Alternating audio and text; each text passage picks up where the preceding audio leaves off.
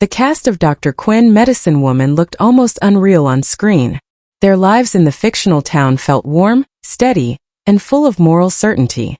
But behind the cameras, many of their real lives were marked by fear, loss, betrayal, and dramatic turns no one could have predicted. While viewers saw harmony and strength, the actors themselves were often struggling to survive moments that would later redefine them entirely. Jane Seymour's story began far from glamour.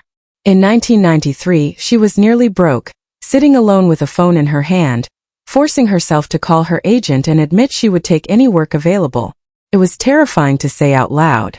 Her bills were stacking up, roles had slowed, and her confidence was slipping away. Then everything changed when she landed the role of Dr. Michaela Quinn. The series premiered that same year and quickly became a global success, running 6 seasons and reaching audiences in nearly 100 countries. Jane won a Golden Globe and earned 2 Emmy nominations, but she never forgot how close she came to losing everything. Despite her success, her personal life was filled with heartbreak. She went through 4 divorces and later said that infidelity was involved in each one, something she often learned only after the damage was already done. Discovering the truth late left a particular kind of wound, one that shook her sense of trust. While the public saw elegance and confidence, she carried deep emotional weight in private. Then came losses that had nothing to do with fame. Heart disease took her mother, then her father, then her best friend. The pattern frightened her and reshaped how she looked at life.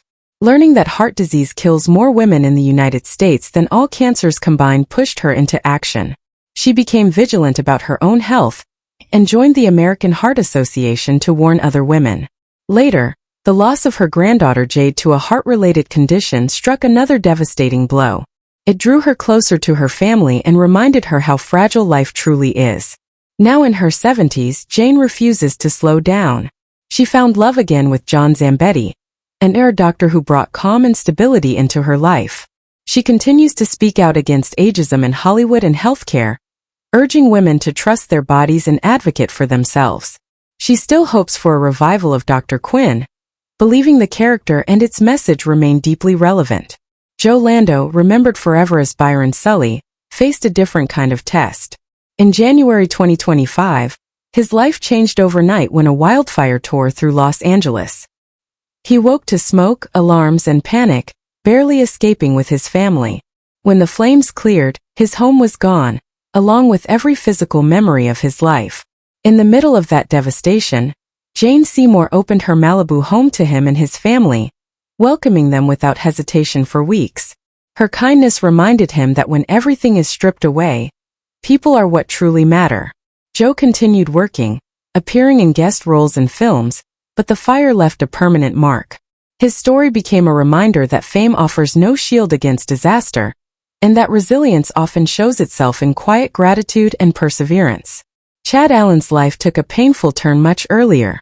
In 1996, when he was only 21, photos of him kissing another man were published without his consent. The betrayal came from someone he trusted, and the consequences were immediate. CBS refused to consider him for new roles, and opportunities vanished.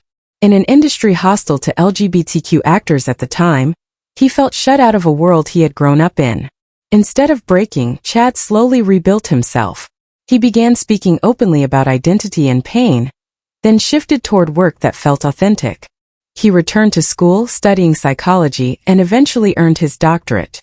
Today, he works as a clinical psychologist focusing on young LGBTQ individuals, offering them the support he once needed himself. What once destroyed his career became the foundation of his purpose. Jessica Bowman followed a quieter path. After playing Colleen Cooper, she continued acting for a few years, appearing in films and returning for the show's final movie. But eventually the pull of Hollywood faded. She stepped away from acting and turned toward education, advocacy, and mental health work. She became vocal about gun violence, patriarchy, and the need for stronger leadership and compassion. Rather than chasing fame, she chose a grounded life devoted to causes she believed in. Erica Flores' departure from the show in 1995 confused fans. Still a teenager, she was pressured into signing a long-term contract she didn't want. Choosing school and personal freedom, she walked away and was quietly replaced. Her acting career slowly faded, but her life found peace. She married, became a mother, and disappeared from the spotlight without scandal or regret. Her story became an example of strength through choosing silence. Sean Tubb, often remembered as Brian Cooper, also stepped away early. After years of success as a child actor, he chose education, privacy, and family over fame. Though he occasionally returned for small roles, his real passion became helping children through charity work and advocacy. He built a life defined not by recognition, but by service and humility. William Shockley reinvented himself after the show, moving into writing, producing, and filmmaking. He lived openly as a gay man at a time when few actors did, pushing quietly against industry norms. In 2005, he survived a devastating accident that nearly killed him, an experience that changed how he approached life and work. Years later, he stepped into directing, proving his creative drive never faded. Frank Collison continued evolving, moving effortlessly between film, television, voice acting, and theater. He remained deeply involved in the Pacific Resident Theater, helping shape it into an award-winning institution.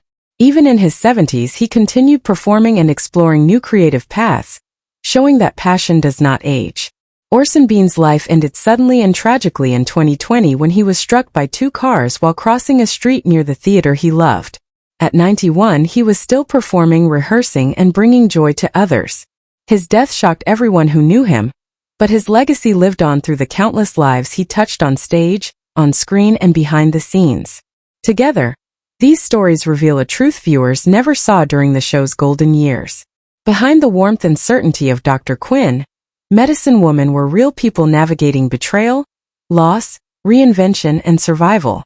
Fame did not protect them, but resilience carried them forward.